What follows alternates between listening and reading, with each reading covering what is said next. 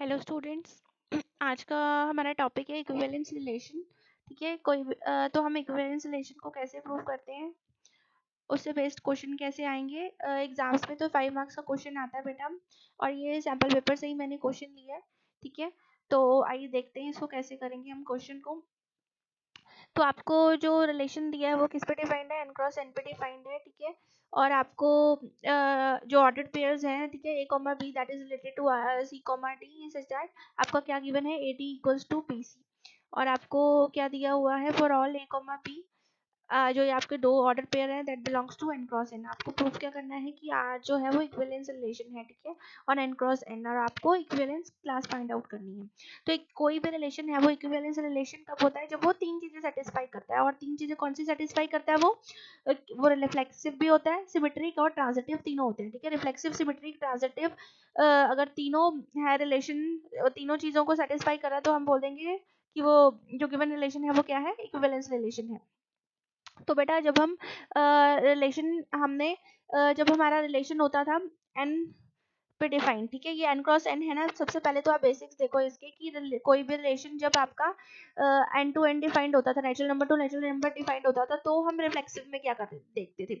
तो हमारा रिफ्लेक्सिव में क्या होता था, ठीक है, जब आपको ये पता होगा तब आप इसको एन क्रॉस एन पे भी आप कर पाओगे। ठीक है, तो फॉर एनी एलिमेंट आपका दैट बिलोंग्स टू एन, ठीक है, कोई भी आपका आर्बिट्रेरी एलिमेंट ले लिया जो आपके इसके अंदर प्रेजेंट है। ठीक है, एंड आपका आप क्या करते थे फ्लेक्सिव के लिए, अगर तो उसका डबलेट आपका रिलेशन के अंदर प्रेजेंट है तो आप क्या बोल देते थे कि वो रिलेशन कैसा है, रिफ्लेक्सिव है।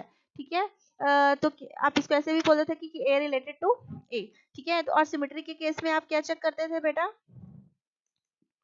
सिमेट्री के केस में आपने क्या चेक करना होता था कि आप कोई भी आपने लेट से ऑर्डर पेयर ले लिया, ठीक है, दैट बिलोंग्स टू आर, और अगर उसका ऑपोजिट आपका बी कॉमा ए बी उसके अंदर है, तो आप बोल देते थे कि वो क्या है, बी कॉमा ए बी अगर प्रेजेंट है आपका, तो आप बोल देते थे कि दैट बिलोंग्स टू आर। ठीक है, और ट्रांजिटिव के केस में क्या चेक करते थे बेटा आप,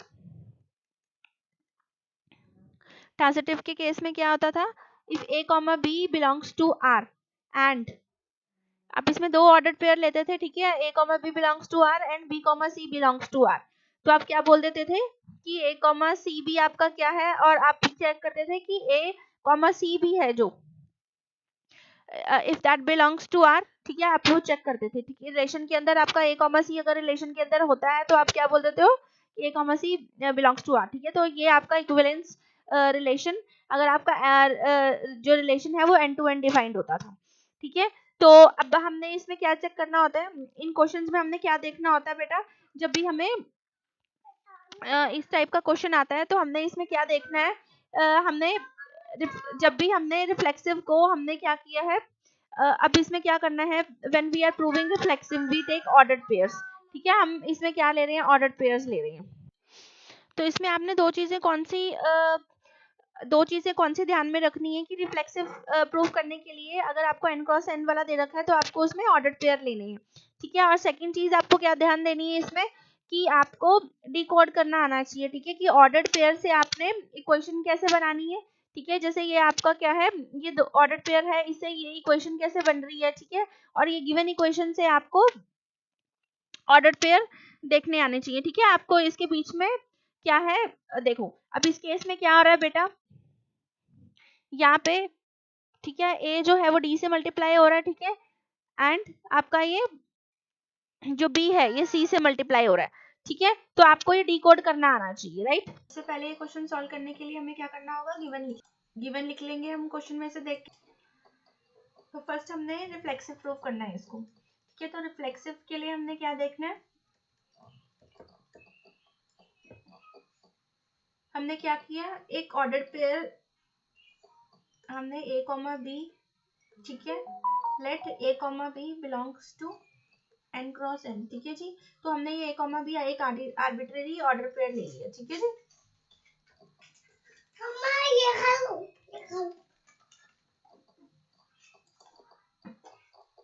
अब हमें पता है कि A B is equals to B A. ठीक है, A B equals to B A, multiplication of natural numbers holds commutative law. ठीक है जी, तो हम बोल सकते हैं, तो यहाँ पे हम क्या लिख देंगे, कॉम्यूटेटिव प्रॉपर्टी से हमने क्या कर दिया, A B equals to B A. ठीक है जी, तो इससे अभी मैंने आपको बताया था कि ये जो हमें गिवन है उसे हमें डिकोड करना आना चाहिए। ठीक है, दो ऑर्डर पेयर दे रखे हैं, उससे हमने ये क्या क्या इक्वेशन बनी है और उसे हमें डिकोड करना आना चाहिए। ठीक है, तो आपका ये क्या था, ए जो था वो डी से मल्टीप्लाई हो रहा था और आपका बी जो था वो किससे मल्टीप्लाई हो रहा था, सी से मल्टीप्लाई हो रहा था। ठीक है, तो यहाँ से हम बोल सकते हैं कि आपका जो ये ऑर्डर पेयर है A comma B that is related to, ठीक है जी, इस इक्वेशन से हमें ये ऑर्डर पेयर, ठीक है, हमने कर लिए। उसके बाद हमने क्या बोल दिया कि ये क्या हो गया, रिफ्लेक्सिव हो गया। ठीक है, नेक्स्ट हमने क्या प्रूफ करना है, सिमेट्रिक का केस प्रूफ करना है। तो सिमेट्रिक के लिए क्या होता है बेटा हमारे पास, अब हमने क्या किए, दो ऑर्डर पेयर ले लिए, ए कॉमा बी और हमने कौन सा ले लिया, सी कॉमा डी। ठीक है, it belongs to N cross N. ठीक है जी, और हमने क्या किया, let A comma B is related to C comma D. ठीक है, अगर A comma B C comma D से रिलेटेड है तो आप हम क्या बोल सकते हैं इससे, ये हमें गिवन है। ठीक है जी, इसके अकॉर्डिंग हम क्या बोल सकते हैं, एडी किसके इक्वल है हमारा, बीसी के इक्वल है। ठीक है, और अब हम क्या कर रहे हैं, अब हम देखो left hand side equals to right hand side. ठीक है, तो हम क्या कर सकते हैं, यहाँ से हम ये भी बोल सकते हैं कि बीसी इक्वल्स टू एडी। ठीक है, तो हम बोले right hand side is equal to left hand side, तो एक ही बात है ये, है ना। तो आपको पता है अब ये भी कॉम्यूटेटिव लॉ होल्ड करता है ना। अब मैं बोलूँ two into three that is equal into 3,2। ठीक है, तो हम इसे आगे पीछे करके लिख सकते हैं, तो C B equals to D a. ठीक है, तो यहाँ से हमने क्या कर दिया, c B equals to D a. अब इसको हम ऑर्डर पेयर में कैसे लिखेंगे, ठीक है, तो आपको आना चाहिए, ठीक है, ऑर्डर पेयर से ये बनाना आना चाहिए, इसको डिकोड करना आना चाहिए, और ये जो इक्वेशन है आपकी, इसको आपको ऑर्डर पेयर में कन्वर्ट करना आना चाहिए। ठीक है, तो C B equals to D A को कैसे लिखोगे आप, C comma B is related to A comma B. ठीक है जी, तो क्या हो रहा है बेसिकली ये देखो। ठीक है, यहाँ से हमारा ठीक है जी, तो अब आप क्या बोल सकते हो यहाँ से कि R इज सिमेट्रिक।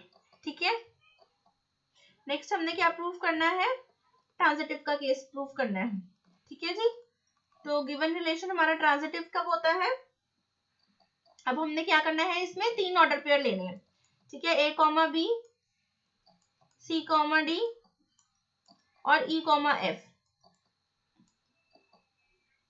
ठीक है जी, belongs to N cross N, ये हमने अज्यूम कर लिया।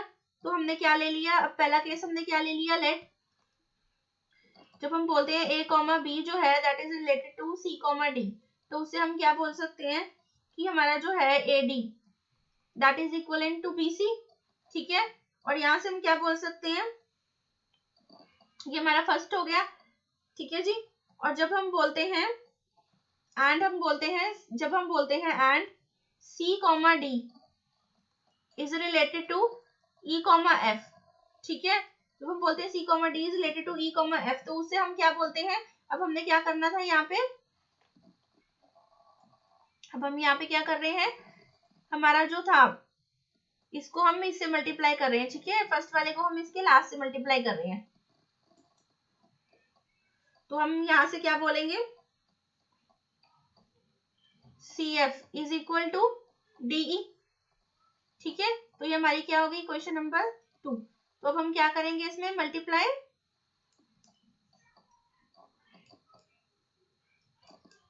1 and 2।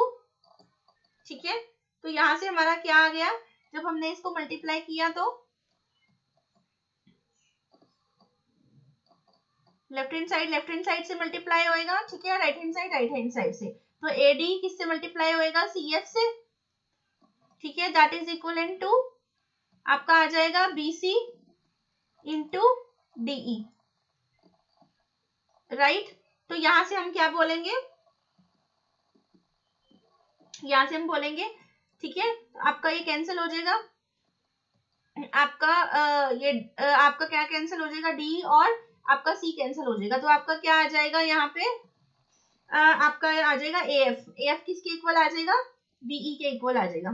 ठीक है, तो आप इसको कैसे लिखोगे फिर, एफ आपका बीई के इक्वल आ गया, तो आप यहाँ से इसको ऐसे लिख सकते हो, a comma b, it implies a comma b is related to e comma f, यही आपको ट्रांजिटिव के केस में प्रूव करना था। ठीक है, तो आप यहाँ से क्या बोल सकते हो कि r is ट्रांजिटिव। ठीक है, so given relation is transitive, तो अब अगर तीनों हो गए आपके, ठीक है, रिफ्लेक्सिव सिमेट्रिक ट्रांजिटिव भी हो गया, तो आप क्या कहोगे कि ये क्या है, आपका इक्विवेलेंस रिलेशन है। ठीक है, तो हमारा इक्विवेलेंस रिलेशन वाला हो गया। अब हमें क्या करना है, नेक्स्ट फाइंड आउट करना है, इक्विवेलेंस क्लास फाइंड आउट करनी है। तो सबसे पहले बेटा हमने इक्विवेलेंस क्लास का ये फॉर्मूला होता है, ठीक है, तो ये लिख लिया। उसके बाद हमने क्या करना है, 2,6 की इक्विवेलेंस क्लास निकालनी है। ठीक है, तो 2,6 की जो हमें इक्विवेलेंस क्लास निकालनी है उसके अकॉर्डिंग ये हमने देखो लिख लिया।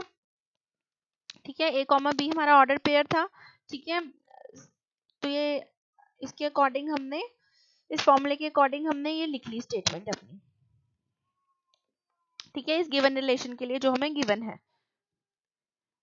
ए कॉमा बी रिलेटेड टू 2,6। ठीक है, तो अब हम इसकी इक्विवेलेंस देखो, अब इसके बीच में हमें क्या रिलेशन गिवन है, उसके अकॉर्डिंग हमने क्या लिख लिया, 6a इक्वल्स टू 2b। ठीक है जी, तो हमारा हमने देखा कि कैसे मल्टीप्लाई हो रहा था, ये जो था फर्स्ट एलिमेंट इसका लास्ट के साथ मल्टीप्लाई हो रहा था और ये इसके साथ मल्टीप्लाई हो रहा था। ठीक है जी, तो a जो था वो 6 के साथ मल्टीप्लाई हो रहा था, 2 जो था वो b के साथ। ठीक है, ये ठीक है, तो उसके अकॉर्डिंग हमने 6a इक्वल्स टू 2b लिख लिया। तो हमने यहाँ से a की वैल्यू क्या निकाल ली, 2b/3।